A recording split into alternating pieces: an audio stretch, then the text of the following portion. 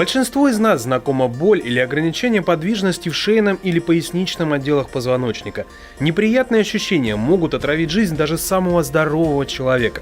Для избавления от проблем пациенты ищут разные способы. Сегодня мы остановимся на лечении без медикаментов. Об уникальном и эффективном способе расскажет остеопат и мануальный терапевт Вадим Мясников. Я хочу вам представить достаточно эффективную и уникальную методику, разработанную несколько лет назад, в то время, когда я работал в Бухтинской водолейной лечебнице, применяемую для лечения грыж межпозвонковых в шейном и в поясничных отделах позвоночника. Смысл ее заключается в том, что с помощью вот этих несложных приспособлений, которые называются нудлсами, можно поменять направление вектора гравитации относительно оси тела пациента. Для этого пациент выкладывается на нудлсы. Я прошу вас, значит, занять горизонтальное положение. Значит, вот так.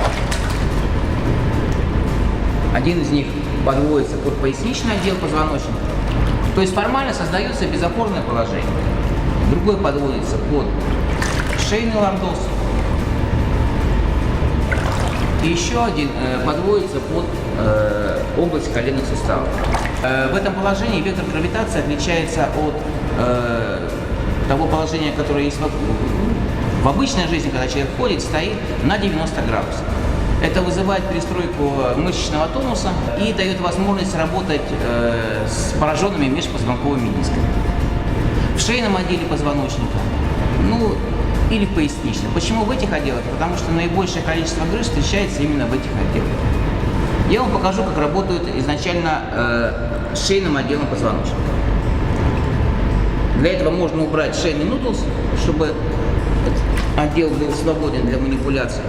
Вот. Пациент расслаблен, руки его раскинуты по сторонам. Вот. Я укладываю руки на позвонки шейного отдела позвоночника, на поперечные отростки, либо на остистые.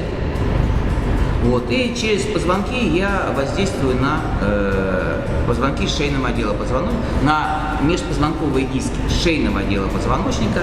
И таким образом влияю на положение и размеры межпозвонковых протрузий или межпозвонковых грыж. Для воздействия на поясничный отдел позвоночника я возвращаю нудлс под шею, для того, чтобы пациент не испытывал никакого напряжения, и перевожу свои пальцы на поясничный отдел позвоночника.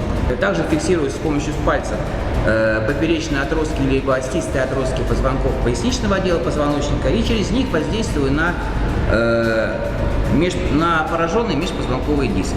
Эффект заключается в том, что измененный мышечный тонус благодаря подобному нахождению пациента на воде, он влияет на мышцы, которые прикрепляются к позвонкам поясничного отдела позвоночника. И так как этот тонус меняется, как правило, ослабевает, то применяемые усилия для воздействия на межпозвонковые диски, даже такой небольшой, его хватает, чтобы повлиять на форму и размеры межпозвонковых дисков. И, соответственно, уменьшить эффект от межпозвонковой грыжи или от межпозвонковой протрузии. То есть уменьшить боли в поясничном отделе позвоночника и по ходу нижних конечностей. Можно перейти и на грудной отдел позвоночника, там межпозвонковые грыжи встречаются реже, но зато там достаточно часто бывают компрессионные повреждения тел позвонков. С помощью манипуляций можно уменьшить степень компрессии в теле позвонка, прикладывая пальцы к поперечным отросткам, суставным и остистым отросткам, ребрам, грудному отделу позвоночника. Еще одним уникальным способом воздействия на межпозвонковые диски в поясничном отделе, в частности позвоночника, является эффект так называемых малонагрузочных тракций.